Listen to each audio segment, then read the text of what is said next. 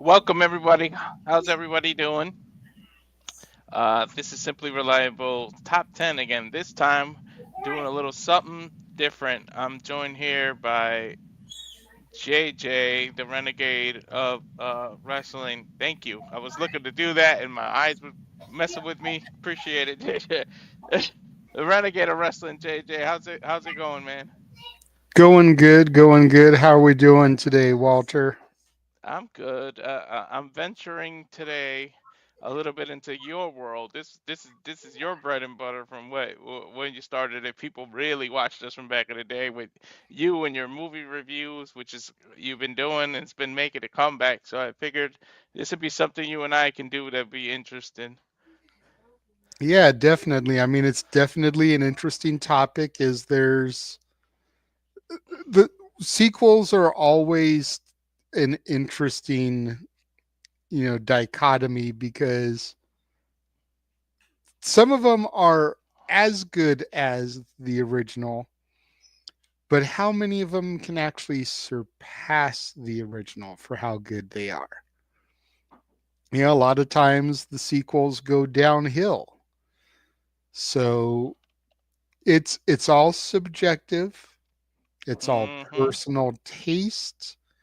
But I know I've got a couple on here, especially where they're placed, that are going to cause some fights in the chat room. And I'm curious to see what happens as we start to get through this. Yeah, that's what I feel like some of them and where they're placed. But yeah, a lot of sequels can't live up to the original. People, they love nostalgia, they love the original, and it's just sometimes some movie studios just don't know when to stop. Like they just Yes. keep going on and on. See mostly any kind of horror franchise, like where they. And I tried to stay away from horror movies as much as possible because there's a lot of good horror movie sequels. And full disclosure for the people watching, we said that for it to be a sequel, it didn't necessarily have to be the second one. It just had to be a part of the franchise. Hmm. A prime example is like the Fast and the Furious franchise. You know, I like the ones once The Rock came into it more than I like the first four. Yeah. So you could have had a Fast Five, Fast Six, Fast Seven, Fate of the Furious in there. You look at something like a Child's Play franchise where you had one, two, three, then the fourth one was Bride of Chucky. I like that one as much as, if not more than, the original Child's Play. Hmm. Halloween H2O was like the seventh one in the series. Some people put that one above the original 1978 Halloween. A lot of it depends on, where you came into the franchise as well. First exposure, a lot of times, is going to have a more sentimental place for people. You know what I mean? Mm. That plays a There's lot. there's some sequels where I saw the sequel before I saw the original. Hence, the sequel holds a better place for me than the original. There's actually a couple of movies on my list that fall into that criteria. But I'm Then- I'm definitely curious for the chat room to give their thoughts, give their list. I saw Daniel in the chat earlier. The comment you threw up, that will come Mhm. into play. I will go ahead and spoil alert that movie does Mhm. come into play. Me and Walter only have two movies that are the same movie on our lists. So you're going to get 18 different movies plus an honorable mention. So 19 movies that we feel were the sequel is better than the original. And that's crazy to think about that some people be like, y'all are blowing smoke. Like what the hell? There ain't that many sequels that are better than the original. There are. And, I tried to stay away from horror movies. I tried to stay away from Disney movies as best as possible. I do have one, but I tried to stay away from Disney movies because I felt that would be too easy. That would be a cop out. And I tried to, at least for me, and I don't know how you did it, but I tried to Hmm. mix genres up. You've got comedies, you've got actions, you've got westerns, you've got horror, you've got family fun, you've got sports, all on my list represented. Everything that you can think of. And then some movies just, I mean, for sequels, everything just kind of sucks. So that we didn't include. If we didn't like any of them, then obviously we can't think one is bigger than the other. But just a fair warning, as Daniel with another comment here. Nightmare on Elm Street 3 was in heavy contention for me, I'm not going to lie, but I have a horror movie represented. If you see what I'm wearing, I should already have you tipped off where I'm going here. But and there was a Friday the 13th that I considered. Friday the 13th Part 2 was not one I considered. But Nightmare on Elm Street and Friday the 13th are two franchises where I definitely considered. Wishmaster, never really seen any of those. I think I've seen bits and pieces of a couple of them, but never like the full movies to really be able to weigh in on that. I saw all of them. Mm, they're alright. They're alright. They're not like the favorite thing, but with that, let's get into it. Let's throw up number 10. We'll start with mine. Like, I'm gonna reveal my age though. This is older than both of us, but I'm such a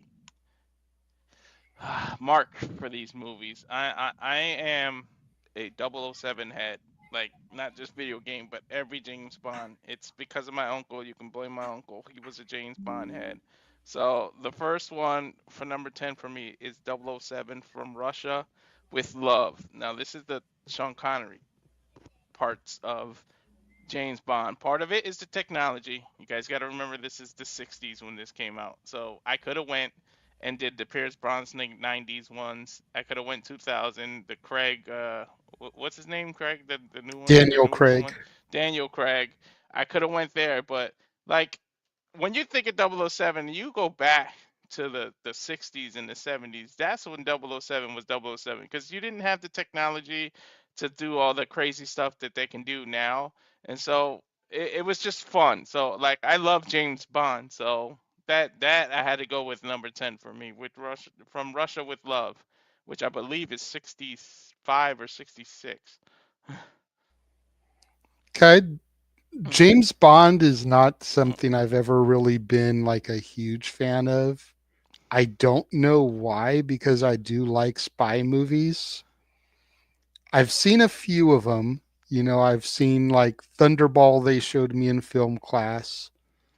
I've seen Live and Let Die because of the Paul McCartney theme song, being a Beatles fan.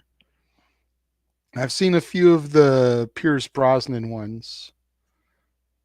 Um, I know I saw Die Another Day. That's the one with Halle Berry, I think. Mm-hmm. Think I saw The World Is Not Enough. But in any event, James Bond never really did it for me, unfortunately. But for me at number 10, and this is only number 10 because it's the last movie that I thought of. Like I had a bunch of movies on my list already, and I'm like, I literally woke up this morning and I still needed a 10th movie. And I was like, what am I gonna put as my number 10 movie? And then this one dawned on me. And the fact that it came to me like at the 0 hour is the main reason why it's not higher. And that is Clerks 2. Nice. Clerks 2 Clerks 2 is by and far better than the original movie. Um the original movie was good, and it doesn't have anything to do with black and white or anything, but I just feel like it was so slowly paced that Hmm. when they got to the sequel, you kind of knew and understood the characters, so the pacing was a lot better. Plus, you added Rosario Dawson. Hmm. She makes just about everything better, you know. Including me when I do it well. Damn. Okay. Let's not get your wife coming in beating you up on this show. Okay. We already get that enough on the shenanigans and the watch alongs. Uh, But you have Rosario Dawson added to the cast. You've got a great interaction between a customer and one of the other workers at movies, in addition to Randall, who carried over from the initial movie, about what's better, Star Wars or Lord of the Rings. You know, there's only one return, and it's not of the king, it's of the Jedi. You had a song and dance routine break out in the middle of the movie where everyone starts doing a choreographed routine to the Jackson 5 ABC. Like, what? In the middle of a stoner comedy? hmm. You had a scene where a character tries to take a racial slur back and make it okay to say that again. Hmm. Definitely would not go over in today's society, but for some reason in 2005 when this came out, it was able to get away with it, and it was funny. But Clerks 2 Clerks 3 was okay when that came out a year or so ago, but Clerks 2 for me is just chef's kiss. Yeah, I remember that movie vividly too. I mean, stoner not watching a stoner comic is kind of doesn't fit. Leave it to a non-stoner to have a stoner comedy. Right? It's kind of like me leaving NXT off the other one, which you're still mad Yeah, at. I will be mad at that. I was considering the Fridays as well, mentioning stoner comedies. Hmm. But next Friday I think is garbage. It's the worst of the series in my opinion. So that ain't going to be Yeah. better than the original. Hmm. I love Friday After Next, but it's just not better than the original. No. So that's the only reason why there's not a Friday representation on here. Otherwise, that would be two stoner comedies on my movie list. I And the could see dude that. with his own weed farm doesn't got any. Mm-mm. Yeah, I know, right? I was thinking that of Friday, but I'm like, there's no way you can touch the original. Nah. All right, so on to number nine here for me. I got, if you guys know, El Machete is the original one. This was the second one. You can kind of argue it kind of was a remake rather than a sequel, but to me it was a sequel. I looked at it. This was many people's introduction to Selma Hayek. This is Desperado. Like, how iconic is that guitar being a gun thing? The whole him carrying a gun inside of the guitar case. The entire movie from start to finish, I loved it.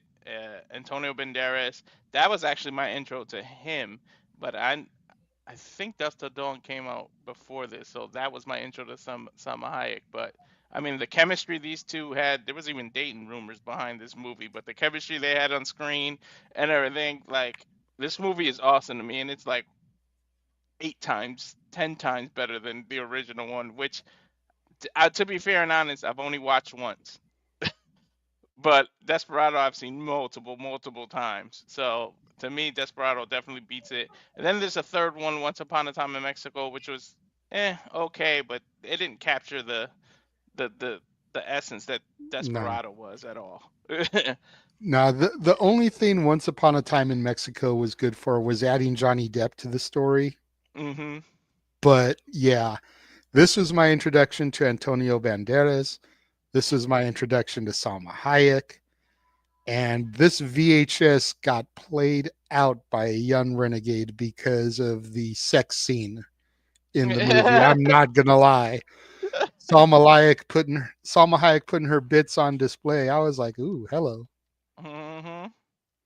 But yeah, that solid choice. Desperado gets an honorable mention from me because it was definitely one that I was considering for my list, but it just something in my gut told me you would have it. So I was like, I'm not going to go there. I'm going to do something else. And here's where I'm going to start shit in the chat room. Because number 9 for me is The Dark Knight. And I Wow. already can hear people in the chat room because Daniel has mentioned it now twice in his comments.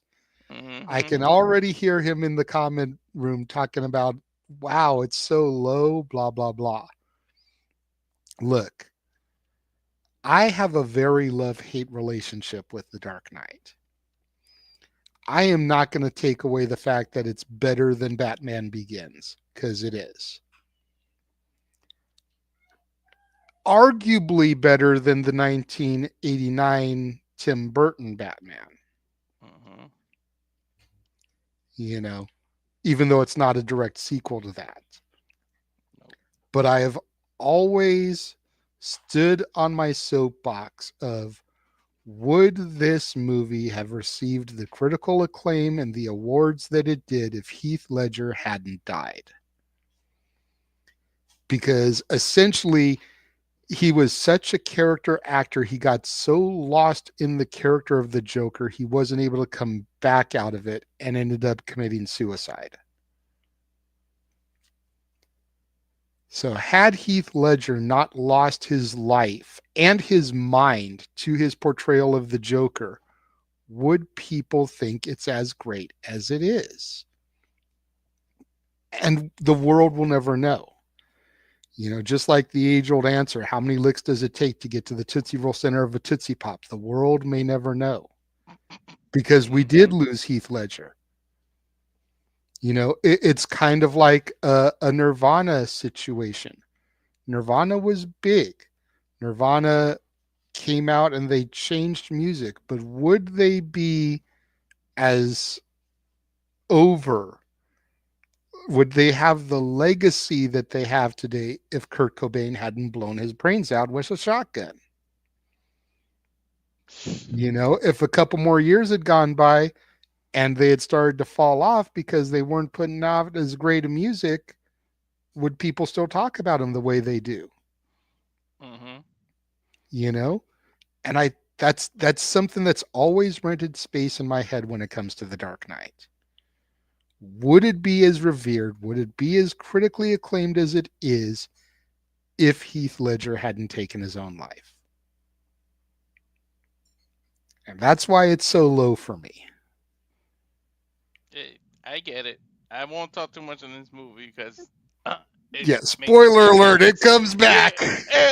exactly. It's one of the two we have in common. But yeah, I do get it. But so you went to a superhero movie. I got a superhero movie too. This is of the Tobey Maguire Spider-Mans because there was three of those, and the third one was pretty cool because it was an introduction to Venom. But there's just something about, like you said, Chef K, about the second one.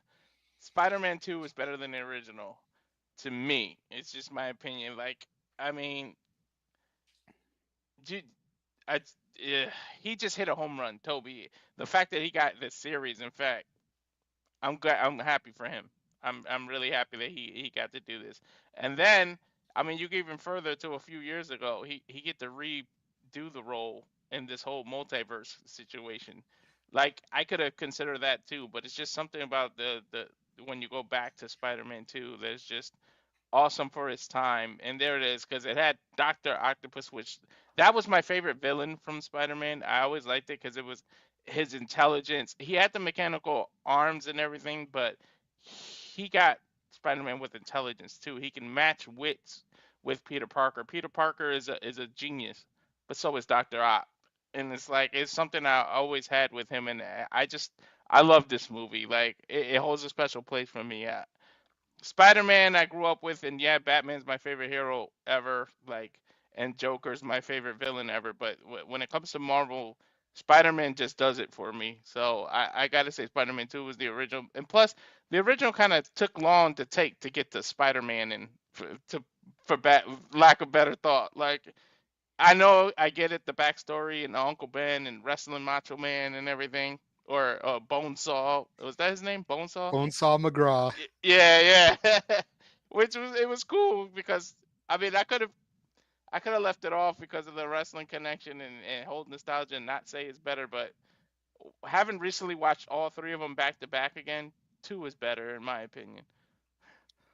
Yeah, for this one and two definitely run neck and neck for me. I do like part two a little bit more. I agree with everything you said about Doc Ock. That's why I love the Riddler so much when it comes to Mhm. Batman, because he makes Batman think. He brings out that, the world's greatest detective side of Batman because Edward Nigma is a genius. Mhm. Whereas everybody else is freaking crazy in Gotham City. Riddler is crazy, but he's smart, you know. So I completely get where you're coming from with Doc Ock. I agree with you.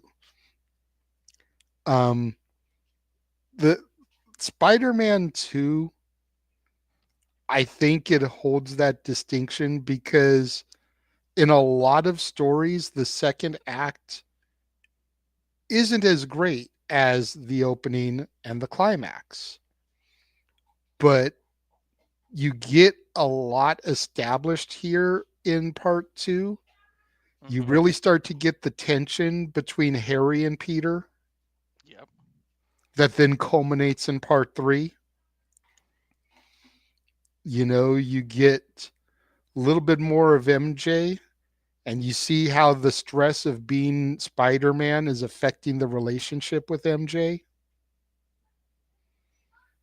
and then you've got the whole birth of Doc Ock and how he becomes his character. Solid storytelling all around. And then Norman is still there in the backdrop, Yep.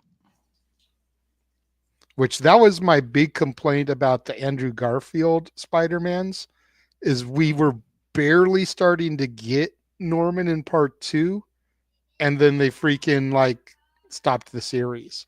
So you never got Goblin in his series. Nope. And in a lot of ways it kind of feels like his are a continuation of Toby's Yeah. because we had Kurt Connors, the lizard, teased a lot in part 2 and part 3 here. Mhm. And then we finally got him when we got to Andrew Garfield. Yeah. Different actor, I think, playing the character, but still, we finally got that villain after having it teased here. I think You it know, was a different actor, but yeah, you're right. Spider Man 2 is another one that was seriously considered for me. But again, I didn't want to just live in superhero land. We Mhm. were talking about this backstage before we started the stream. So many superhero sequels, especially within the MCU, that could be considered. The Winter Soldier, Thor Ragnarok, Civil War, Avengers Endgame. The only ones that really aren't superior is Guardians of the Galaxy 2. I think is still inferior to the original Guardians, and Iron Man Mhm. 2 and 3 are inferior to the original Iron Man. Yeah. But virtually every other franchise within the MCU, there's a sequel there somewhere that's better than the original outing. See, and a lot of people crap on the third Tobey Maguire one because of the emo Peter Parker. Mm-hmm. I don't think it's as bad as people make it out to be. I don't like it as much as your wife does, but I don't crap on it the way a lot of people do. I don't either. And isn't that the one with the iconic dance? Yes. Yeah. So for me at number 8, we're going to take our first trip to sports. Sports are going to come back again on my list. This time it's baseball, and it's Major League too. This is one of those instances where I saw the sequel before I saw the original. And the original is good, but the original is more drama comedy. This one is straight up comedy. Yeah. The first one focuses more on Tom Berenger's character. This one focuses more on Charlie Sheen's character. Mm-hmm. And Charlie Sheen just kills it here. He just kills it. Randy Quaid as the heckler and the fan is awesome. Bob Euchre as the commentator getting drunk because they stink so bad is awesome. The one thing that I don't like about this one compared to the original is Mm-hmm. they recast Wesley Snipes. Yeah. But Wesley Snipes had blown up by the time this came out, so you had to do something and keep that character. That's the Mm-hmm. only thing I don't like in comparison. But in every other aspect, this movie is better than the original. And I feel like Basketball was based off of this. That movie that the creators of South Park made. I feel like there Eh, was a little bit of like if this movie never came out, they wouldn't have made Basketball. maybe a little bit of inspiration, but Yeah. basketball, if I remember correctly, and I've only seen it once, basketball, they combined basketball and baseball. So it's Yeah. not Yeah. completely, but there's definitely elements I think that they took from this. Yeah. But yeah, I actually a lot of people don't like Charlie Sheen because of his promiscuousness and promiscuity. Damn, learn English. Anyways, but yeah, and his drunkenness and the way he is. But I always respected Charlie Sheen, and I like a lot of his old movies. And of course his TV shows. But I always respected him. And this one, you're right about the whole Wesley Snipes. That's about the only X you can give it, to be honest. Like if you could do Yeah. a 3X system, it's like 1X. Like. And it's only like a half X because you understand the reason. Like Mhm. Corbin Burnson, Tom Berenger, and Charlie Sheen, this was their franchise. They had to come back. Wesley Snipes, when he did the first one, he was still cutting his teeth. He hadn't blown up yet. He was still in like New Jack City land. Mhm. So he was making a name, but after the first major league, after New Jack City, that's when we got like White Men Can't Jump and everything, and he really started to blow up. That's one of my favorite movies of his. Not a sequel though, unfortunately. And I agree with you about Charlie Sheen. A lot of people hate on Charlie. Mhm. I like a lot of his older stuff more than his newer stuff, Mhm. but and this isn't the first time we're going to get a member of the Sheen Estevez family on the list. Mhm. So, One of the sleepers, I can't think of the name, but he like stole a car with a lady, and she was like a famous person's son, and she ended up like loving him, and they were just on the highway the whole time, running, driving away from it, and he stuck her up with a butterfinger, I think it was, pretending it was a gun, but I can't remember that movie. That movie was one hilarious, and two, I just really liked it from Charlie Sheen. I can't think of the movie, but I also like Wraith too, the racing car. I was really into that movie because I grew up a car person, so Wraith was one of his good ones. okay. Now it's gonna bother me to not remember that movie. Maybe someone in the chat room will figure it out. Yeah, I know he went to go steal a car and didn't know, and then they ended up liking each other, and she's like some. lawyer, some rich guy's daughter, and he says you care more about the car and this than her, and turns into kind of a story like behind that. But I'm gonna go left field with number seven. Now I'm gonna get into horror, and I think was it Daniel? I think Daniel mentioned this in the chat earlier, didn't he? Good. Yeah. So this to me, Friday the 13th, part two. Theoretically, I could have went with any of them because I feel like they're all original. They're all better than the original because the first one, plot twist, spoiler alert if you never saw it, it wasn't Jason. The killer was his mama. So it was all about his mama. So I feel like this is our introduction to Jason, the character. And we were talking offline. I mean, the man didn't even get the mask till part four or part three, Part was it? 3. Part three. So it's like we didn't even get his iconic look until the third one. So it's like anyone after anyone after the original would be better than the original for me because it's relating to it. Like Friday the 13th is a Jason movie. If you don't know the name Friday the 13th, you know the name Jason. Like at least you can say it's a Jason movie. The first one really wasn't about Jason. It was about the mother's revenge for what they did to her son. So that's why I can say the sequel is better than the original to me. That's fair. And Mm, I enjoy the original Friday the 13th. I think it's a fantastic movie. The fact that it was his mother that was the killer all along, I thought was a great plot twist. mhm, And you sympathize with her.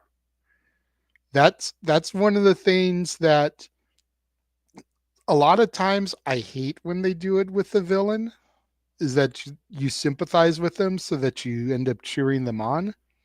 But in this case, mhm, it worked because it's a mother and her son drowned because the counselors neglected him. So you can mhm, feel for her pain and wanting revenge for what they did to her little boy. mhm, Especially both of us being parents. Like if we sent our kids to summer camp and our kid drowned in the lake because the counselors were off having sex and not paying attention to the kids, we'd be out for revenge too. You know what I mean? Like, You know I, what I always felt about Friday the 13th and even Nightmare on Elm Street and stuff? It was like a weird way to do it, but it was like a PSA announcement against premarital sex. Like, what are the kids always doing when they get killed? Like, it's like a that's weird. part of why I can't watch horror. Okay, see, side tangent here. You done started something, Walter, and you're gonna regret it now because we're gonna go on a side tangent. I love it. It makes the videos longer. This is why I can't watch horror movies the same anymore because Randy in Scream pointed all that shit out. And now when you sit there and you watch a movie, you notice it right away. Hmm. See, I was still, I wouldn't say I was new, but I wasn't a Hmm. seasoned vet in the world of horror movies when Scream came out. Oh, okay. So I had seen a few, but those things didn't really click in my head that it was happening, that it was a pattern. And then Randy stands there in the party and spills everything out, don't drink, don't do drugs, don't have sex, never say I'll be right back because you won't be. And then you go and you watch a horror movie and you're like, holy shit, everything that he said is true. So as much as I love Scream, I hate it for killing the horror genre. Yep. And you make a point. They were kind of PSAs, The counselors were drinking, the counselors were Hmm. having sex. There was a lot of pot smoke in these movies, and most of those people died. Hmm. Just saying,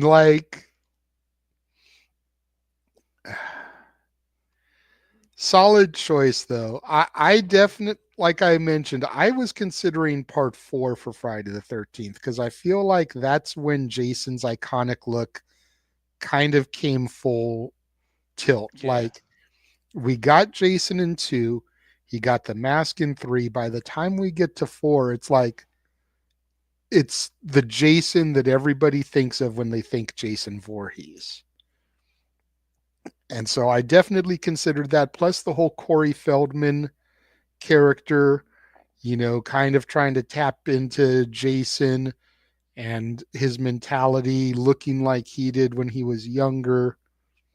Great psychology in that one, but it didn't make my list. Yeah, you talk about the mask. That's kind of why I hate the one where he went to space. Don't The get way me they started changed on it. that Yeah, one. the way they changed the mask. But go ahead. Don't get me What's your started next on one? that one. So, ironically, we both have horror movies as our number seven. Mine is The Bride of Frankenstein. I went old school. I believe this is the oldest movie on the list because it came from 1935. Your James Bond one was the 60s, but I saw your James Bond and like raised it by like 30 years. As tremendous as the original Frankenstein is, The Bride of Frankenstein took it to another level because you slowly were starting to humanize the monster. He was learning to speak. He was bonding and making friends. He forged a short relationship with the blind hermit in the log cabin who taught him, how to smoke and that fire could be an okay thing, isn't scary all the time. Smoke can be good as he's hitting the pipe and everything. We created a wife, a bride for the monster, and then she gets one look at him and she shrieks in horror. She doesn't like what's happening to her. And it's like that episode of The Simpsons, that Valentine's episode where they're like, look, Lise, you can pinpoint the moment where his heart breaks.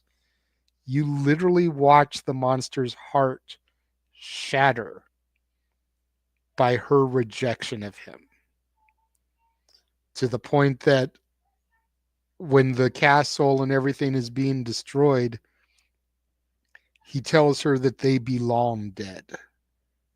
And you think that's the end of it. And then there were more came after it. But like it was such a great story. I love it better than the original. And Son of Frankenstein, the third one, was in contention also. Those three, the Karloff three, tremendous trilogy when it comes to the Frankenstein films. But Bride is next level. Yep. I literally was a film student and had to watch black and white films as a class, so I seen these. Yeah, it is definitely,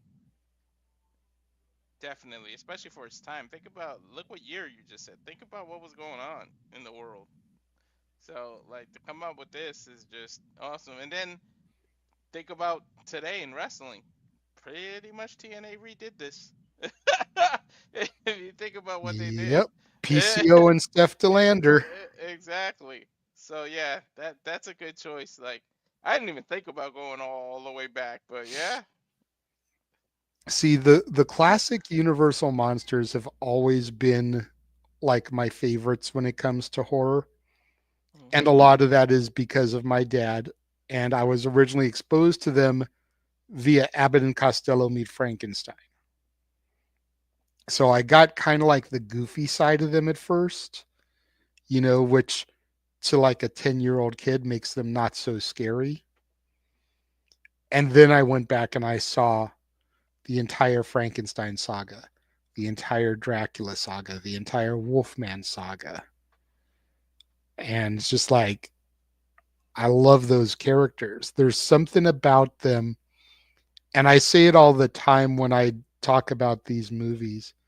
the practical effects and makeup that make you feel their pain better than CGI can ever do.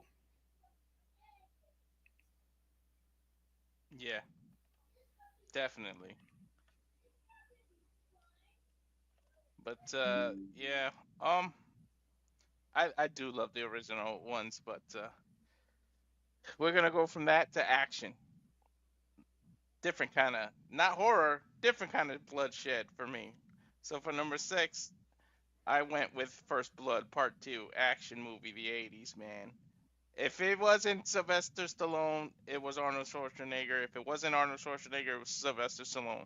That is the freaking '80s in a nutshell with action movies.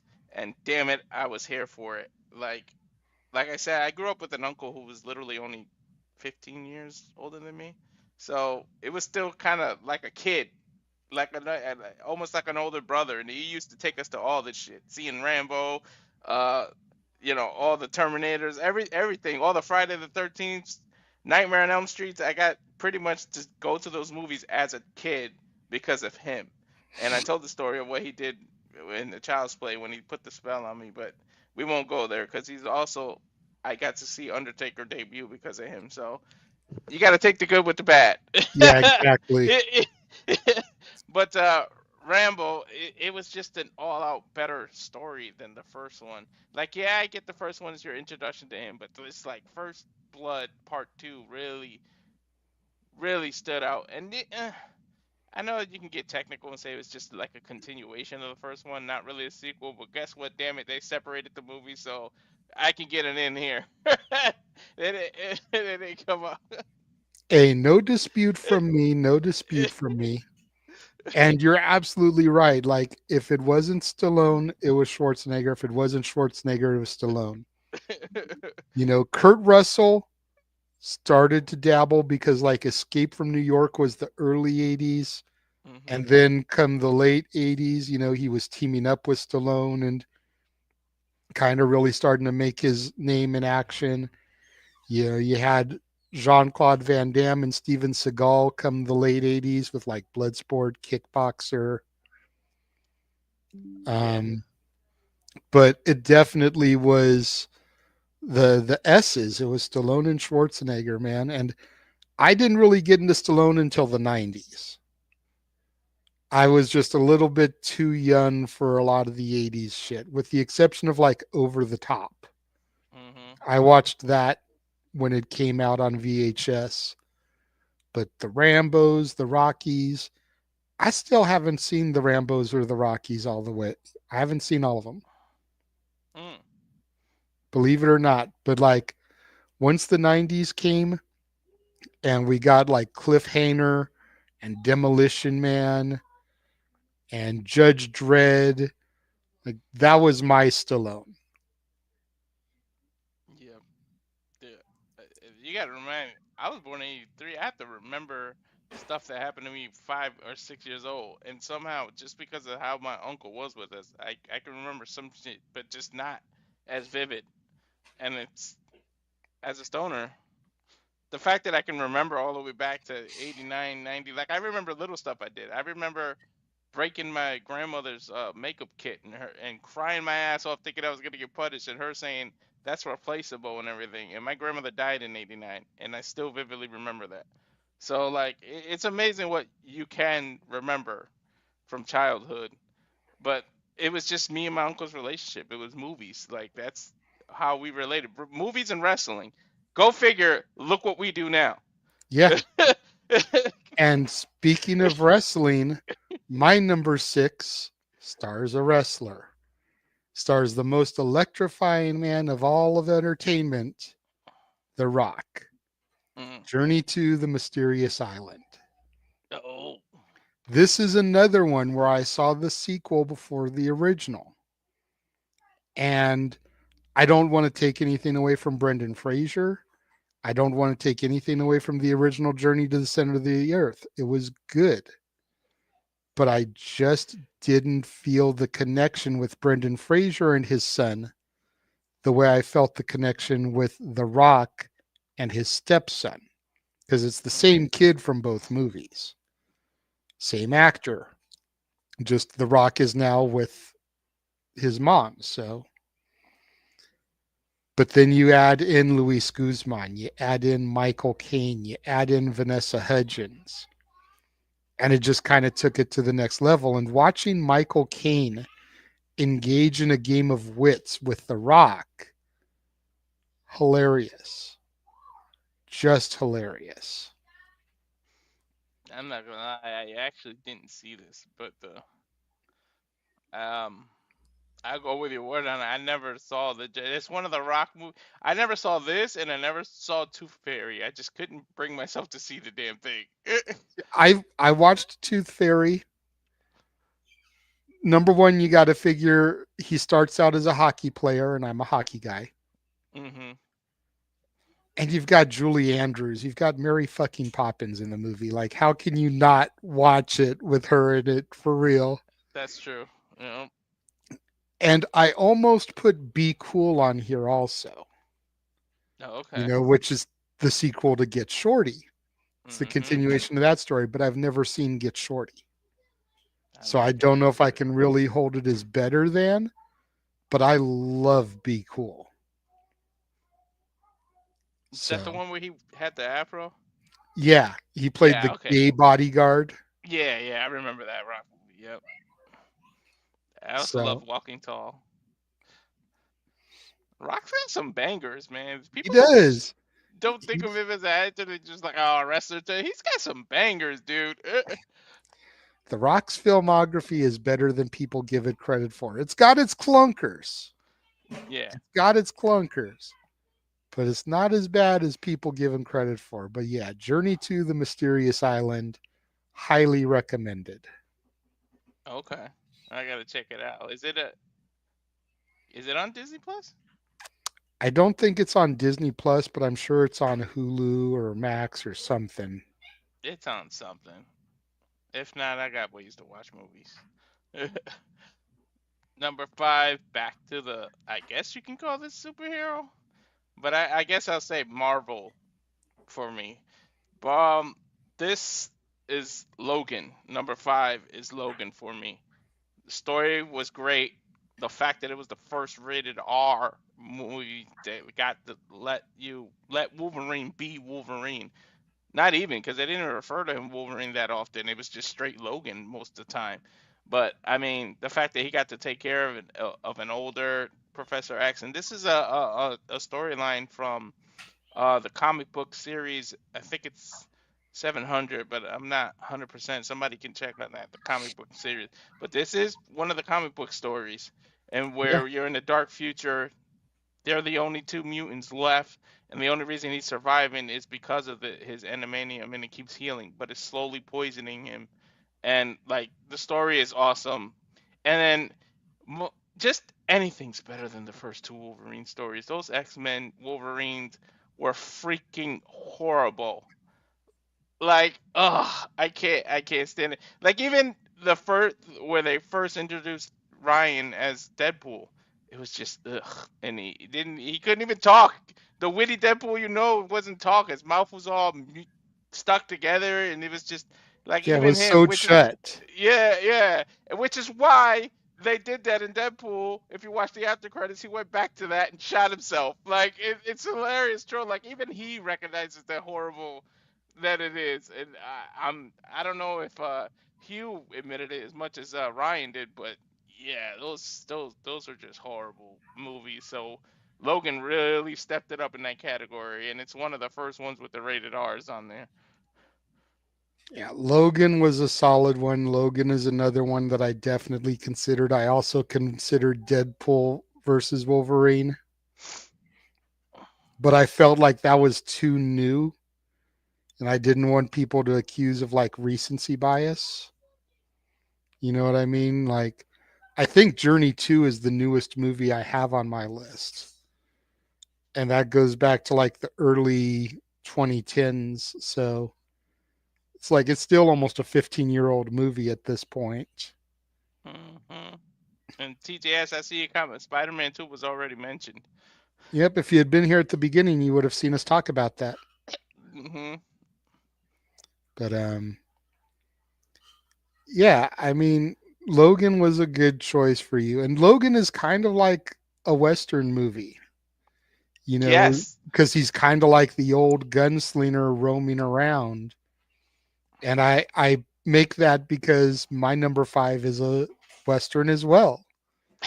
I knew you And were that's going there. Young Guns 2. And I think this is the last one on my list where I saw the sequel before I saw the original.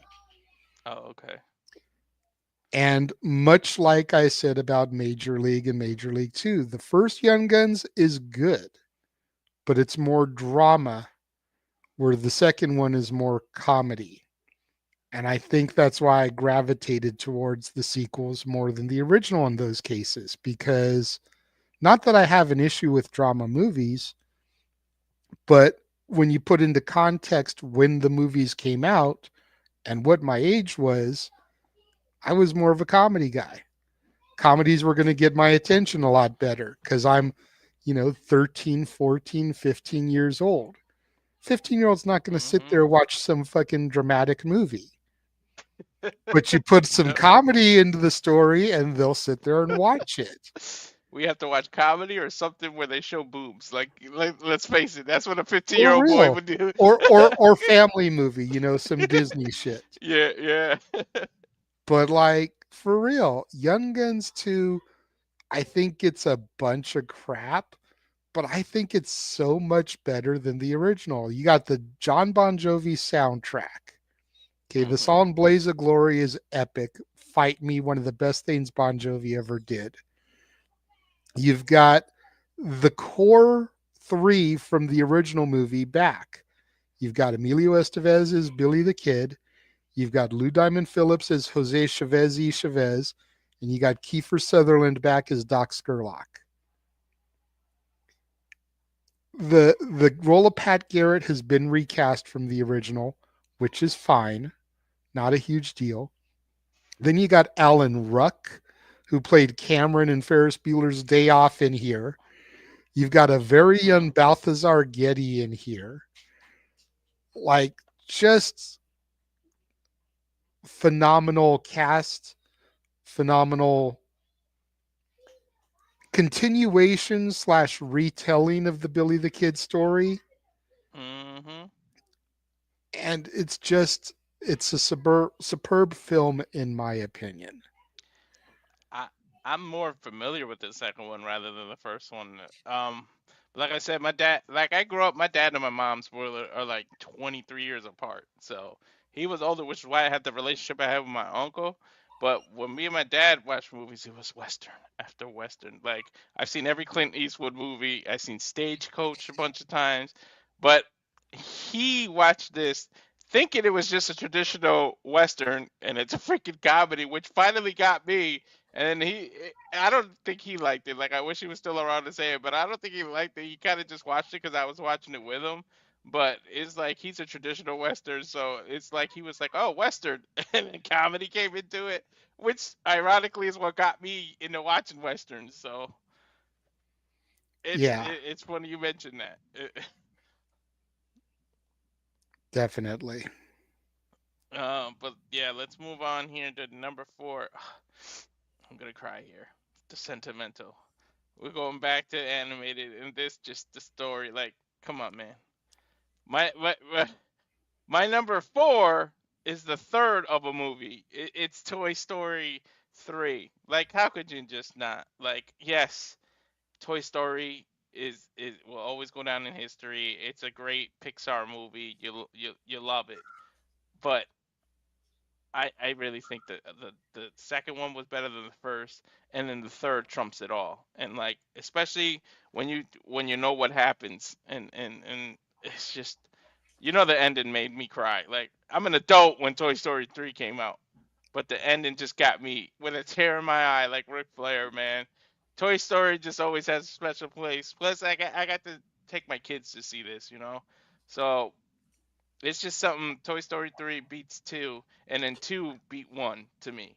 That's just my opinion. Don't at me in the comments. I know people with animation and Disney, people fight, man. You as a Disney person know. So Oh, I know. And I almost had part 3 on my list as well because I 100% agree with you. The reason why we as grown men cry at the end of Toy Story 3 is because we've been there. We've Mhm. grown up with Andy. We Mhm. know how hard it is when we have to give away our toys to go adult and be responsible. Mhm.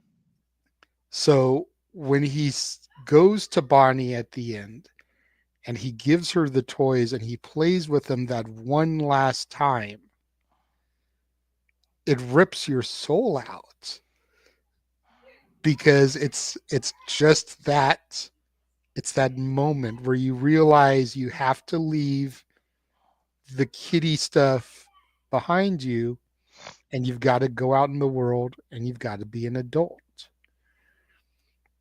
And I always kind of joked that if they did any more movies after Toy Story 3, which I think they should have left it at 3. Me too. I thought it was the perfect ending. But I always joked that if they did any more after Toy Story 3, then they needed to do 2 more. They needed to Mhm. do a film where it's an adventure with Bonnie, which is essentially what Toy Story 4 was.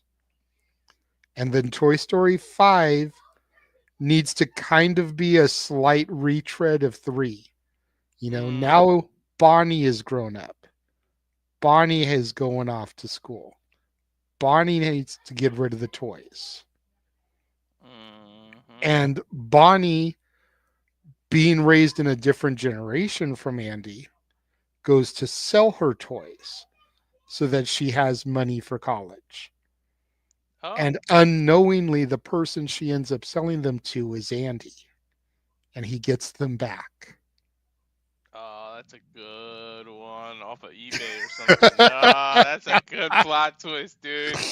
That'd be nice. But don't get me And wrong, the four got movie me too. ends with him like looking at Woody and is like, "Good to see you again, partner." Yeah. And the camera zooms back and you realize it's old man Andy kind of Uh-huh. pigging off of Logan there. And Mhm. Andy now has Woody and Buzz and Jesse and all them back. Mhm. Just like the old guy who could fix the toys. He was Hmm. And Yeah, and whether part he passes them on to his own children or Yup. whether he sets them up like some of us adults do as like collector's items for display, Mhm. at least they came home to him. I They would like to did their job. I would like to think Andy would probably put him in a glass case or something. Knowing Andy and how that story is, they'll be behind some kind of glass case as his trophies. You know what I mean? Yeah, And don't get me wrong, four got me too with the furnace part. That teared me up that was too, man. 3. That was That was 3. three. Oh, Yeah, okay, all right, yeah. See, because I got because confused. they It was, saved yeah. Lotso just for Lotso to show his true colors again. Hmm. Yeah, yeah. Okay, yeah, yeah. All right, I was confused for a second, but that got me. Four But what? four was Gabby Gabby and Forky, Mm-hmm. and I liked the Gabby Gabby character because you sympathized with her. All she wanted in her life was to have the life Woody had. Yep. And she was broken from the jump. Her voice box was defective. So Oh she yeah. never had the ability to be loved by a kid. Yeah, I remember the fourth man. And then Keanu Reeves, the Rocket Man. Yeah, Duke yeah. Okay. Kaboom. Motorcycle. Yeah, the motorcycle guy. Okay. Yeah, but what's your number four? So my number 4 is going to cause a little bit of drama too, because much like The Dark Knight, when people think a sequel is better than the original, it's one of the first ones they think of. Terminator 2 Judgment Day. And the only reason it's not higher, in all honesty, is because the movies that I ranked above it are movies that I've watched way more times than Terminator 2. Terminator 2 is good. It is solid. It it's a great movie, and kind of like how I discussed with Bride of Frankenstein, they kind of humanized the T100. they humanized the original Terminator, Schwarzenegger's character, by having the relationship with John Connors and him teaching him things, and the ending, I know now why you cry, but it is something I can never do. Like, he's now been programmed that he understands the human emotion, but he realizes that it's something he'll never feel as an android. Whereas in the first movie, he was just a ruthless killing machine. And even as he started this one, he was still a killing machine, even though he had been reprogrammed for the side of good. Hmm. But that line at the end showed that he could learn more than just killing. He could learn feeling because he feels what's going on. It's just not something he can emote because he's an android. Yep. I love this movie. It's one of my favorite movies, and I don't want to go into details because of it reappears. Spoiler alert! It's the other one we Yeah. have in common. Because again, those are Hmm. the two movies that everyone thinks of. So it's no surprise those would be the two movies we share, people. Hmm. This might be the first one that I cause controversy with because the original one of this people just hold dear to their heart. Yeah, this might cause a fight. But number three, I got The Godfather Part Two. Like, I was the other thing that I liked besides superheroes and thing was some gangster shit. And why? I told you how much older my dad was. My dad pretty much lived gangster life. Like, he really was. I don't want to get into details, but trust me, Fair I grew enough. up in a Fair enough. gangster's house. My Hey, hey, dad was hey. Snitches get stitches and left in ditches. exactly. I'll be sleeping with some fishes if I told stories that my dad has done. But yeah, I mean, Godfather Part Two was just not like, oh my god, above the first one, but it's just a slight better. And believe it or not, this is one that I saw the sequel before I saw the original, JJ. There you go. And I didn't do it as a criteria, but I just happened to have seen the sequel, and it was because it was freaking at Blockbuster. It was already on VHS at Blockbuster. I'm aging myself so bad, damn. Blockbuster. Hey, But yeah, Blockbuster Video and Hollywood Video were my sanctuaries in the 90s. dude, I worked at Hollywood Video. Well, technically, I worked on the Game Crazies, the video game side, and my wife, that's where we met. She worked at Hollywood Video. They were like the Okay. connecting store. So, yeah. But yeah, this was there on VHS, and my dad, this is where you take advantage of someone who can barely know English because you're a kid. You're not supposed to see rated R, and you need to be 18 to rent it thing. And they give you the spew. This is violent and it has it. And my dad's just like, yeah, yeah, yeah, shut them up and rent it. Like, yeah, like, you know what I mean? But see, I'm aging myself. When you go, they give you this spew about, this is violent. This is this and that. Before they let an adult rent something because they can see the kid is there. They did it with video games too, and Mortal Kombat Hmm. is the whole reason that there's a rating system for video games. But that's a whole different tangent. But yeah, Godfather is just the whole series is good, and I just feel like it gets better and better. So that's why I picked two over the original. It's fair. Um, I really wanted to come up with something gangsta for my movie list too, but I don't remember if I've seen Godfather 2 all the way through. I know I saw the original in film class, Mm, and I think I saw part of the second one because I know De Niro's in it. And he plays like the young version of Marlon Brando's character, right? yep. Okay. But I don't think I saw it all the way through. And I know I never saw part three. I heard part three was garbage. But you're saying it gets better and better as it goes on. So maybe I need to go back and just watch the whole trilogy and give it a try. But Yeah. I mean, it gets better in terms of storytelling, but the third one is the worst of the three, though. well, fair enough, Uh, fair enough. yeah. So for me on number three, we're gonna go for some gangsta shit to some warm and fuzzy shit.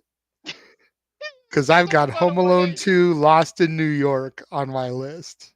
Talk about a 180. For real. And this might catch some shit for me because a lot of people think that the original Home Alone is superior. And the original Home Alone is good. Oh, JJ, it's just a retread of the first movie. It's the same shtick, it's the same gags, it's the same booby traps. And there's a lot of truth to that. There's a lot of truth to that. And I told Walter off camera, it comes down to two very important things for me when it comes to the sequel being better than the original. Number one, the relationship between the bird lady in Central Park and Kevin, as Hmm. compared to the relationship between Kevin and Old Man Marley.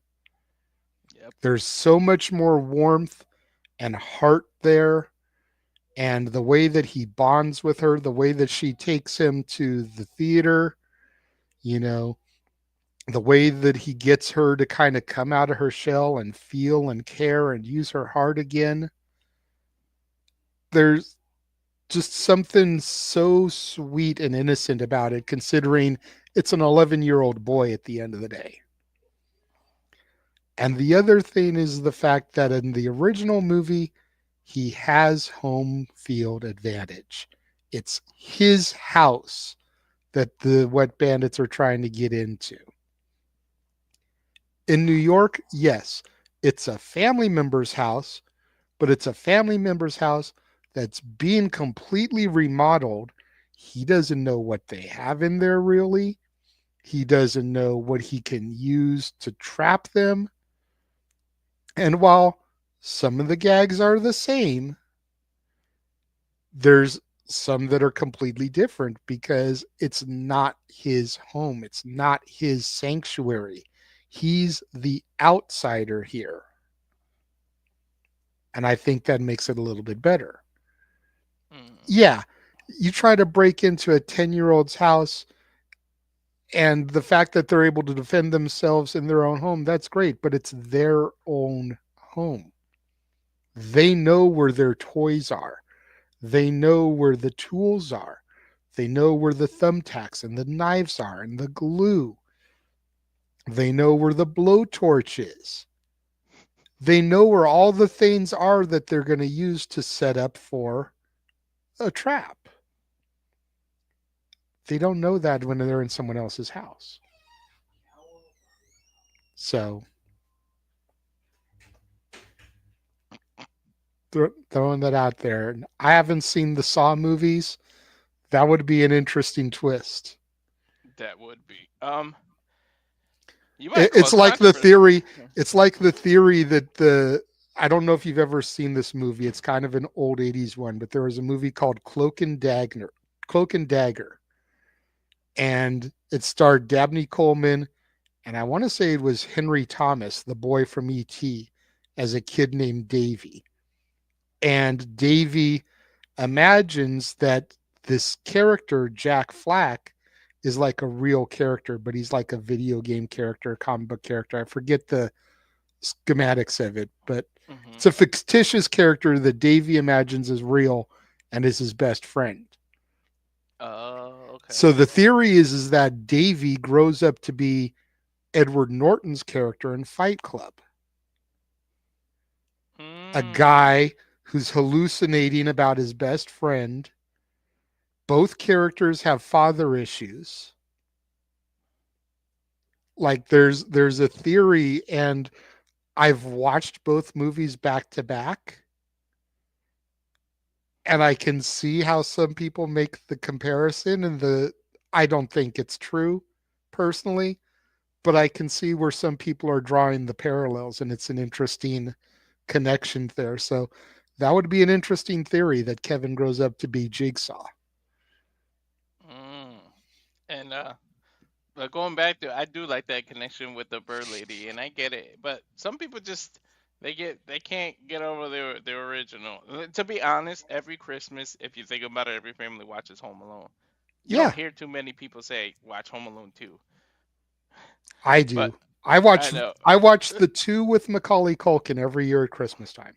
I do too. I've never seen anything past part two. I saw I've three. never It's seen horrible. three, four, Home Sweet Home Alone, whatever the newest one is. Never seen any of those. Because once Kevin and the Wet Bandits left, the franchise ceased to exist, in my opinion. Yep. I saw part three. It was horrible. That's what I like about the second one. No recasting. That's what I Hmm. like about the second one too. Even the fictitious movie has the same dude playing the mobster in it. Like, for real. Hmm. You know what's funny? The guy who played Marv is like all zenned out and like lives in the woods, all isolated. He's like, it's funny, man. Like I don't know. I read something about him because I every time I watch an old movie, I go do the whole "Where Are They Now" thing, Hmm. and like just to like see it. And he's like, yeah, he's all zenned out and like zenned out in like the mountains somewhere, all alone in a log cabin. But yeah, let's move on to number two. And this is where number two was my Terminator 2. And yeah, everything you said is spot on. And I'm going to age myself again. My uncle had this on Laserdisc. I know Wow. everybody on here Laser is going to be disc. like, what the fuck is Laserdisc? There was like a big, almost like Laserdisc a, was the yeah, record yeah, for the DVD CD. Like, yeah, seriously. exactly. Laserdisc was like a vinyl record that held the Hmm. movie. And they added stuff that to Terminator 2 that wasn't there. Like there's a part where you can see the reprogramming. He didn't know how to learn, and then he said, "Oh, my computer chips in my brain." And the Sarah Connor goes in there, and she was gonna destroy the computer there. Like he shut down, and she was gonna hammer that, and John stops her, and they flip like a little switch on it, and that's how he begins to learn. You see that, you see where he ripped his eye out. Oh no, sorry, that's part one. The robot hand makes it. It's like a longer scene. Like I know you see that, and there's also a part where you see more with I forget his name, but the guy who uh, has to go back to his job to change everything, they Hmm. actually show more of a connection with him and his family. There's a lot of scenes in there, and you get to see how he's a normal guy. So it's like he's being judged for something that he's gonna do, but he's just a normal, intelligent guy, and he's so embedded in his work. Like he spends like 20 minutes, and she's like, "Can we do this? Can we do that?" The typical wife bugging and all. He's like, "Yeah," and she's like, "You promised to take the kids to the water park," or I forget the name of the water park, but he was like, I'll do it as soon as I finish this, but it's like he keeps being embroidered into his job, and it's like computer, and it's all he does. And I feel like watching it on the Laserdisc doing that connects as to how he was like, how are you judging me on something I didn't do? But you can see how embedded in his work he is. He was like addicted to the computer and everything. So it's like I like that, but I get why they had to cut it in the movie version. But yeah, Yeah. I just really aged myself with the Laserdisc thing. Now I'm feeling extra old, especially after the comment that he said I'm a 1998 kid and I didn't know what video things were until '06. Like, Charles, look, see, I'm learning a lot today. I don't even know what a Laserdisc is. Shit. Yeah. Pretty much Laser vinyl. discs. Laser discs. And I want to say beta tapes, Betamax, are Hmm. the only Hmm. formats I never owned. Hmm. I You know, never my owned any of the parents may have tapes. owned a Betamax, but I don't recall ever having a beta tape. I was always VHS and then DVD. Yeah. Um, I never owned it either. My uncle did. He was always the latest technology stuff. But yeah, I specifically remember Terminator being on Laserdisc, and I already saw it in the theater with him, obvious. But he was like, "There's different scenes, and the fact that the movie is close to 3 hours on the Laserdisc. There's a lot of stuff that's not in there, Yeah. which is why they People's do all these re-releases."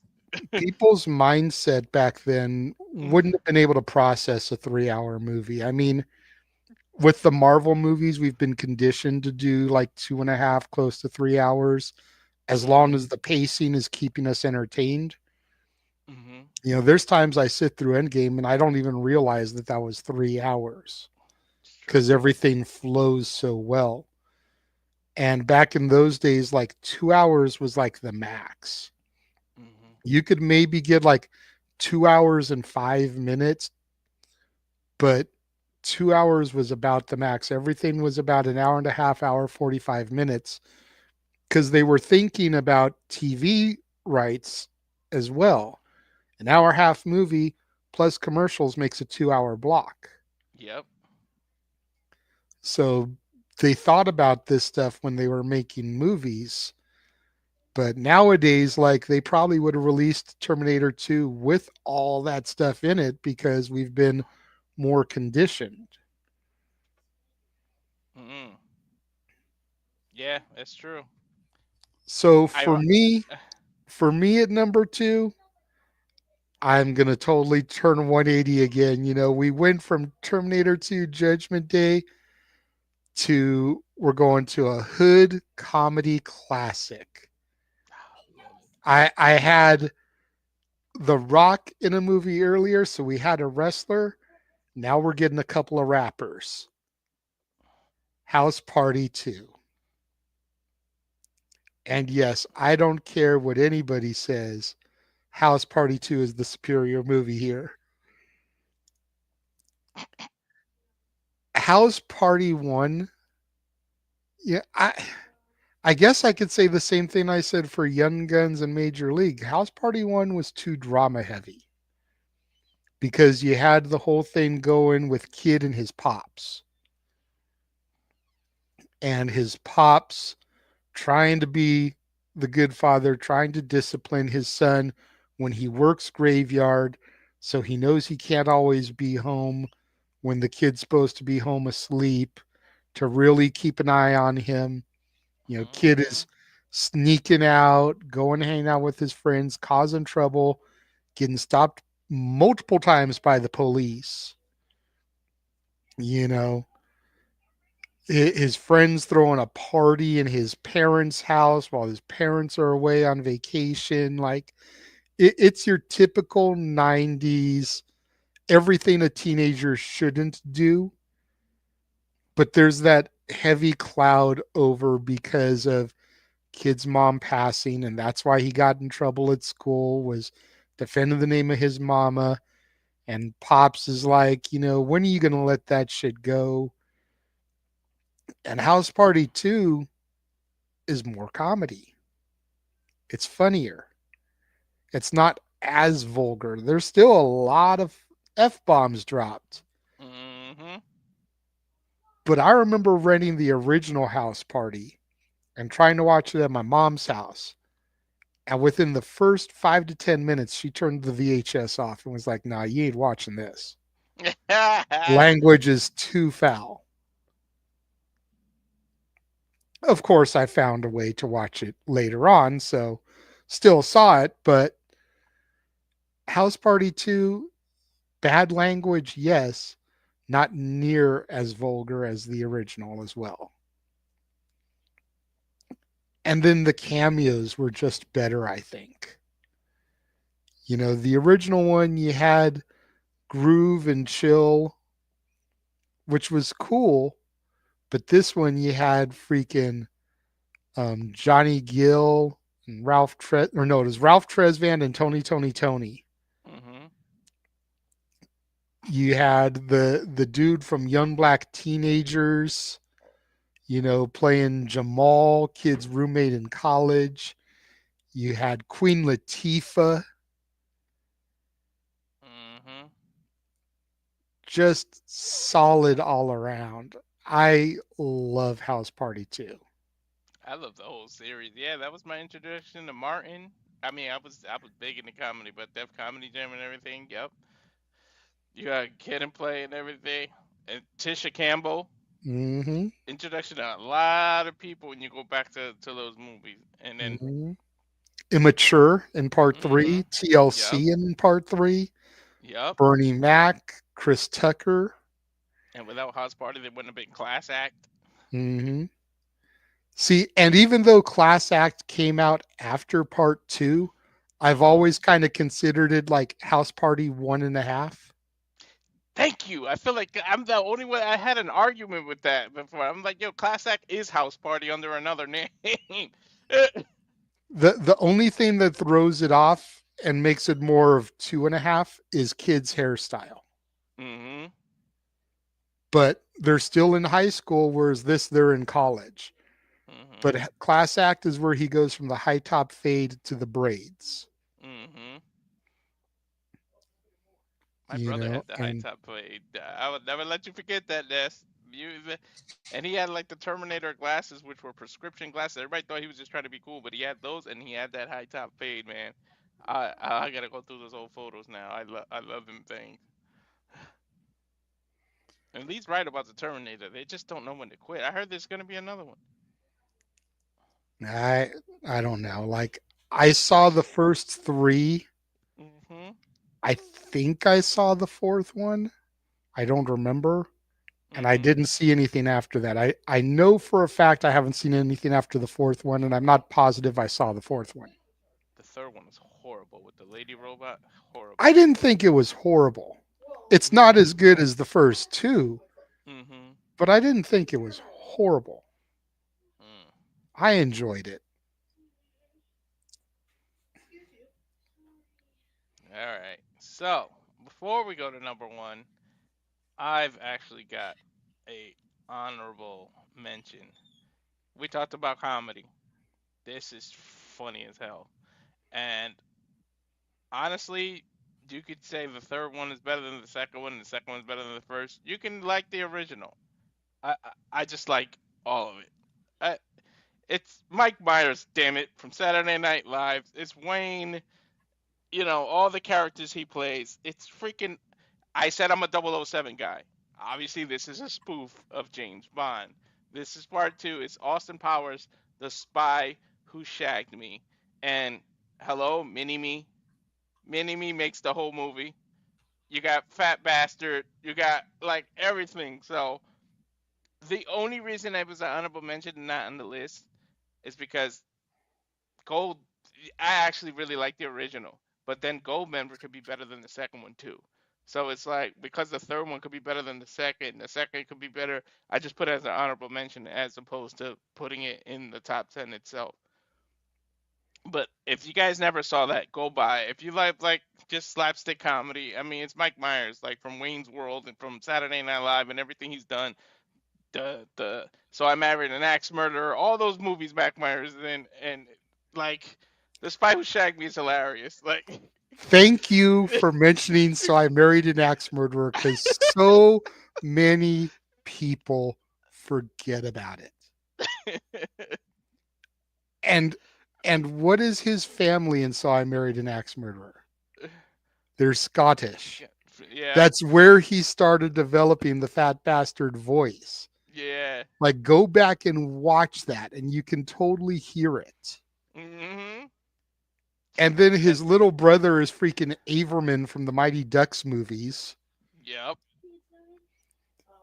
But But yeah, with So I Married an Axe Murderer is so underrated. I'm glad you mentioned that. yeah, of course. Dude, I'm a Mike Myers fan. Like I know all his shit. Like so like of course. And then the only reason that I didn't like Gold Member too much, cause Fat Bat. I mean, I know I get it, the joke and everything, but he lost the weight, and it's like, dude, he's gotta stay fat. Like it's gotta be like his name is Fat Bastard. What are you gonna call him? Like if you made it today, what is it gonna be? Ozempic Bastard? Like it just doesn't. Skinny bastard. Right? You skinny bastard. But, it was like the alternate reality ending, so it Hmm. made sense. It's like in another dimension, he lost the weight. Yeah. The the Austin Powers trilogy is just gold. And for me, and this may sound corny, but I really go to number one, the leading ladies, and number two, the songs. Yep. What's the better Mike Myers song? The first one, you had the BBC song that he did. Hmm. It was solid, good classic rock tune. The second one, you had him as Dr. Evil doing Just the Two of Us. Hmm. Solid as hell. The third one, Dr. Evil did Hard Knock Life, and Hmm. Austin Powers did Daddy Wasn't There. Yep. And I just think that the songs are better in Goldmember. Yeah. I think I think I just And talked then myself into watching these movies again. Elizabeth Hurley, hot, not going to deny. Of course. Heather Graham, hot, not going to deny. Goldmember, you had Beyonce, and that was before she became intolerable. Way before. You know, you could actually tolerate watching her there, and it was like, okay, okay. So I tend to go with Goldmember. Plus, the Goldmember character was hilarious. The Fred Savage with the mole, Mhm. mole mole mole mole. Yeah, I That remember shit that. was hilarious. And you actually had Dr. Evil get captured in like the first 20 minutes of the movie. Yep. So that's how you knew he wasn't going to be the main villain, and they were setting up for the Goldmember character to be like this huge bad guy Yeah. because they kind of eliminated Dr. Evil right at the jump. And of course, who's in jail with Dr. Evil? Debo, Mhm. Tiny Zeus Lister. Mhm. There's a wrestling connection. He's also in a movie that you're going to be talking about here momentarily for your number one Yeah, he is. because he's on the boat. Yep. And the only he throws the robot, but I meant the remote. I said the detonator. That's the damn word I'm looking for. But yeah, you mentioned it earlier. Man, now I see yours. I didn't even think of that, and you're right, man. That's a great movie. But this is Dark Knight. Everybody, we told you it was gonna come back. That was my number one. But you did make some good points as to if he didn't pass away, would it be as good as people think it is? But we'll never find out.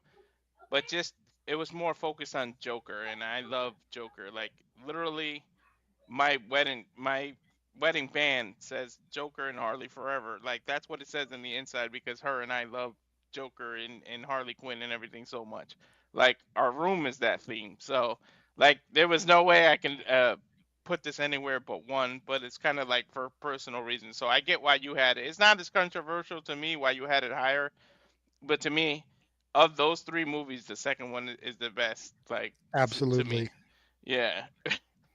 Absolutely. And I'm not going to go too much in depth because I Yeah, already spoke about it, but exactly. it's definitely the best of the three for sure. So for me and my number one, we come back to sports. We go to Disney and we come back to the Sheen Estevez family. And if you haven't figured it out yet, what are you doing with your life? But D2, the Mighty Ducks. Of course, hockey.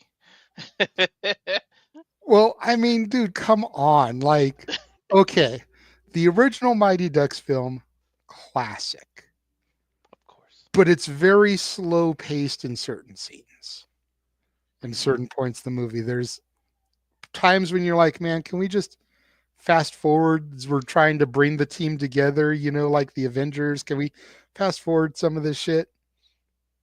Part two, there's no skip. It's like a no skip album, no skip CD. There's nothing to fast forward. A Hmm. lot of it is retread again, same shit, different movie, but I feel like the stakes are higher. Now you're not just playing to be the best in the city, you're playing to be the best in the world. It's the Junior Goodwill Games. Yep. You know, you've got the addition of Keenan Thompson as Ruts with the knuckle puck. You know, you've got the addition of Dean Portman. So now you got the Bash brothers together.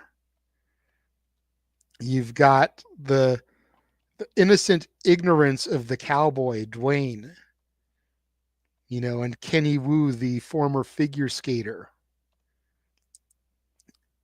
It's it's so damn good. Then you've got the cameos again.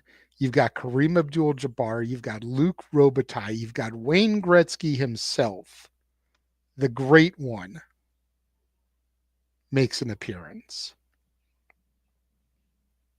You get the introduction of the jerseys that the real Mighty Ducks of Anaheim would use for their first, like, at least 10 years as a professional team for the final period of the final game in the movie. You know, you've got the Honda Center, then known as the Arrowhead Pond in Anaheim, which had just been built for the real team that was being created off the success of the first movie. And I feel like the Bombay character Emilio Estevez had a lot more depth to his story arc. The first movie, it's just a story of redemption. Mm-hmm. He starts off as that dickhead lawyer who finds the heart that he needs and is redeemed. This is more of like the fall of Gordon Bombay because he starts out in the minor leagues. He's made it now. He's actually playing, minor league hockey. Suffers an injury, comes back home, and because of being placed as the coach for Team USA, he lets the success go to his head. And he kind of starts to Mm-hmm. turn back into that dickhead lawyer. Yeah. And then he has his come to Jesus moment and he redeems himself again.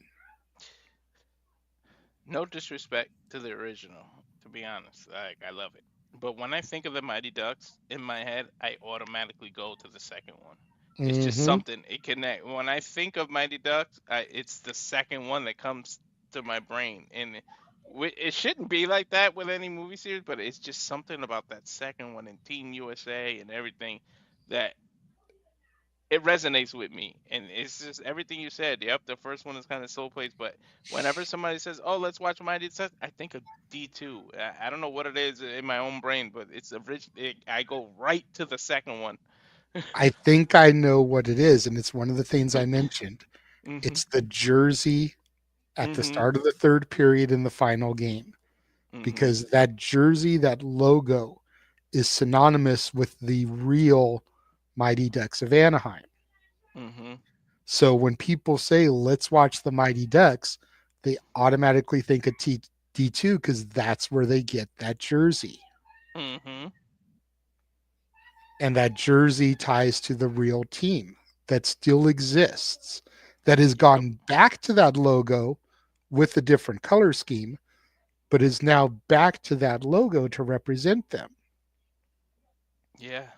So that's why it has that connection. And then the third one, they go to private school. They're wearing different jerseys for the majority of the Yeah. film until the final game where they resurrect those jerseys again. Mhm. You know, I forget you're not playing like Warriors, you're playing like something else. Something You're else. playing Yep. like Ducks. And he gives them their jerseys back Mhm. to go into the big junior varsity game. Yep. But But the second one, I think that's why you have that connection to the second one. Why yeah. I have that connection to the second one. I mean, pretty much the only thing that resonates and sticks out of the first one is when they do the flying V, or that's pretty much it. Like I think of it. Part two, I can think of so many moments like when they get to the jersey, like everything you just said. So it's like pretty much the flying V is the only thing I can think of when it comes to the first one. See, I think of other things when it comes to the first one because Fulton is my favorite character, and the way that they kind of introduced him as kind of like the tough guy in the neighborhood and how they brought him onto the team, that Mm-hmm. always sticks out to me. But there's a quote from the first movie that always lives rent free in my brain, and it's when Bombay and Charlie are at Charlie's mom's diner, kind of talking about how he used to play hockey in the big game where he blew the final shot. And Yeah. Bombay is talking like a half an inch, just a half an inch, and it would have gone in. And Yep. Charlie's like, yeah, but a half inch the other way and you would have missed completely. Hmm. And that shit rent space in my head. Yeah. But that's it. Much like a movie, we spent an hour and a half talking about movies that I didn't even realize it. We A just went on with it. I didn't even realize how what the time and people got to watch Dynamite. So we're gonna get out of people's hair so they can watch that shit that they call Dynamite. Because I don't know what AEW is doing anymore, but that we had to damn. say that kind of those rants for shenanigans. I know what they're doing. They're pushing everybody out and giving WWE higher ratings. But anyways, like let us know what you think in the comments. Let us know if we can do more top tens like this. Like it doesn't always have to be about wrestling with us. Like yeah, Noah and I simply reliable have the top tens of the matches of every month, but it doesn't necessarily have to be about wrestling all the time. We got different people. We can rotate. We got different people. So let us know what you like to know. What kind of top tens we can do. Like, and please just subscribe to the channel. Like, I really need it. Like, I'm 4 away now. Like, somebody just subscribe now. So like, I'm Nice. literally four Keep it away. up. Yeah. I think we need to come back either next month or April as we're heading into WrestleMania. And we Mhm. need to do what I've been talking about on shenanigans. And I will, even if you don't participate and I just have to Mhm. do two lists, top 10 Def Rebel songs. Oh, Because I could do I that. Yeah. I still say there's more good Def Rebel songs than people give credit for, Mhm. to the point where I have like 16 graphics, technically 32, but I have them separated to instrumental and Mhm. lyrical. Oh, okay. So I can do top 10 instrumental and top 10 with vocals, Nice. coming up with 20 themes that Def Rebel, and that still leaves out 12 Yeah. because I have like 16 in each folder. But So I feel like there's more good songs for Def Rebel than people give credit for. We may mhm. have to think about that as we head Yeah. into WrestleMania. Well, Daniel wants to torture us because why would we want to put ourselves through that and watch horrible bad sequels? Hey, we can do it. We We can could do it. do it. It might Torture. be Oh my god. easier, damn it. Right? Might be easier than this was. And Um, I want to point out, and I don't know if you did this on purpose or not, mm, there were no Star Wars movies on my list on yeah. purpose because I feel like each trilogy has a Mhm. sequel that's better than the original. So that would be three movies on the list right there. That's cheating. One. Mhm. And we all know Empire Strikes Back is the greatest sequel of the bunch. Felt that would be Exactly. too obvious. Kind of like The Dark Knight and Terminator 2. I didn't want there to be that Mhm. many obvious picks. I Yep. wanted to go a little bit more out of left field, so to speak. Mhm. So I don't know if you didn't put a Star Wars one on your list on purpose, but that's why there weren't any on my list. I did do it on purpose. One, like what you just said, and two, it probably would have caused a freaking virtual fight in the comments. Like, I didn't want to go through that because it would have been like this. Star Wars, things like that. Star Wars, your Star Treks, your Lord of the Rings, those kind of things have like people defend those shits to the death, and I wasn't gonna, I No, wasn't I gonna hear do you. that. I did see this one comment pop up while we were going through. I'll bring it up real quickly, just even though Mhm. it's not a super chatted. Yeah. But outside of Friday the 13th, what other horror movies y'all watched and enjoyed?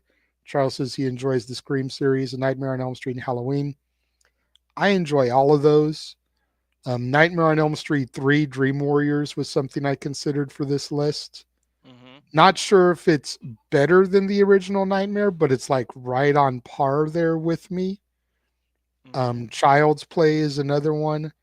that I love. There's a bunch of Stephen King ones that I love.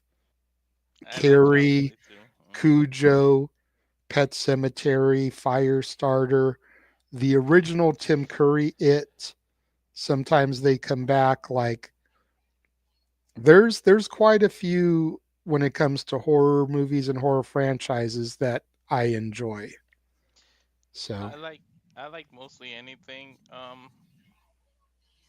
horror, but there's a cheesy one that is just I don't know, it's something about it with me. Creepers. You remember that with the little is it called Creeper? Now I'm trying to remember. The little black like Critters, alien critters. There it is. That like is a cheesy ass one that if you watch it now you'll be like, what the fuck was this? And why did I watch it? But it's still like I don't know if it's I just think because they it were was my just trying to childhood. capitalize on Yeah, like Gremlins. yeah. That's what it was. But Critters has like a little special place, but those are like some of the cheesy ass ones though. Hey, there's not anything wrong with cheesy horror movies, okay? I know. But there's some good ones there. Worst movie sequels is a good one. Top 31 horror movies is a good one. That's one we would have to do like a joint list on because you see, we already went an hour 40 minutes, each of us doing a top 10. If we each Mhm. were doing a top 31, that would be way too fucking long. Yeah. So, top 31 horror movies, we might have to do that as a joint list for October. So, I think definitely something to think about. we might have to bring in Aaron and Jeff for that. Like do all four of us as a joint because we're all that genre, or at least Aaron. Yeah, Jeff and Aaron because they're just Jeff that's is their more category too. Halloween, like Yeah. Halloween franchise, as Mhm. opposed to the horror genre, Mhm. but might be interesting to get him in there on it. Yeah. And Daniel, I'm right with you. Freddy, I wasn't afraid of so much because I always found Freddy funny. Like I don't know what it is. Like to me, he See, was. but Freddy was initially frightening Mhm. because think about it. He invades you in your dreams. Mhm. So for a kid to think that they can't fall asleep because Freddy Krueger is gonna fucking murder them, Mhm. that's frightening because everybody needs sleep. Mhm. That's what ends up happening to the kids is they become so sleep deprived that they end up nodding off eventually. Yep. And it's like so to think that you can't fall asleep because someone's going to murder you in your sleep, like that's Mhm. terrifying. It is.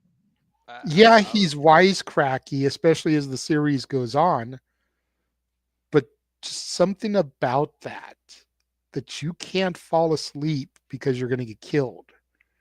Mhm. And then the creeper, yeah, I was scared of that. And ironically, wife met him at a Comic Con, got an autograph for me, wrote it out, and made a special video for uh, my sister-in-law, her sister, because she was scared of it too, and he did it completely in the voice, and it's freaking hilarious. But I got a big autograph of his on the wall of autographs over there. So yeah, I we had a scramble. See, I keep aging myself. A scrambler. I don't condone that though. Oh, the black box. Yeah, and we had HBO, and yep, late night that freaking creeper thing. The whole intro and the way he popped out of the casket used to scare the shit Oh, the out of me. crypt keeper. Yeah. So like, I get it, Daniel. Like, and I'm older than you, so I was there when they first was coming out. They might have See, watered it down by the time you were there. They made it see, a you keep cartoon saying the eventually. creeper, and I think Jeepers Creepers Oh yeah, the because Crypt that's what he Keeper. was called was the creeper. Yeah. Crypt Keeper is what I should have said. But yeah, Mm, he they made it a cartoon eventually, so they really watered it down. So, yeah. but yeah, But yeah, let's do. make sure you guys subscribe. If you come and watch this on demand, leave your thoughts in the comments. What are some good sequels better than the Mhm. originals that we maybe forgot about? Leave your Mhm. lists in the comments. We'll go back, we'll check them out, we'll reply to you if we can. Interactivity, it's how the algorithm knows to push us. So definitely Yeah. like the video. That way it'll be recommended to other people. Share it. Share. And until we come together to do the next one, I guess. Yep. I am the Renegade of Wrestling, JJ Williams. I'm Mr. Reliable. We'll catch y'all next time.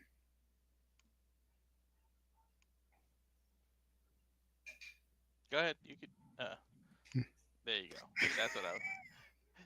We both had the same similar Botch! idea. Botch. Mamacita.